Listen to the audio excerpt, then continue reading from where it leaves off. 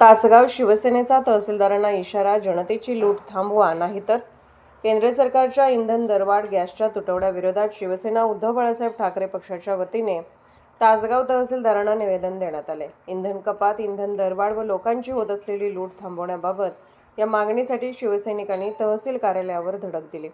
निवेदनात म्हटले आहे की गेली 2 महिने केंद्र सरकारकडून गॅसच्या पुरवठ्यामध्ये तुटवडा निर्माण करण्यात आला आहे। क्रूडमधून बाई प्रॉडक्टची निर्मिती करून गरजा भागवून उरलेले इंधन खुल्या बाजारात विकले जात आहे। त्यावर बंधने घालून भारतातील जनतेला वंचित ठेवू नये अशी मागणी करण्यात आली। गॅसचे दर 4,000 रुपयांवर गेल्याने हातगाडा चालक, हॉटेल व्यावसायिकांनी दर वाढवायला सुरुवात केली आहे। त्यामुळे सामान्य माणूस कोर्ट कचेरीच्या कामासाठी आल्यावर खाण्यापिण्यापासूनही वंचित राहत आहे। यामुळे सामान्यांचे कंबरडे मोडले आहे। मात्र तरीही दरवाढ सुरूच असल्याने शिवसेनेने तीव्र निषेध नोंदवला आहे।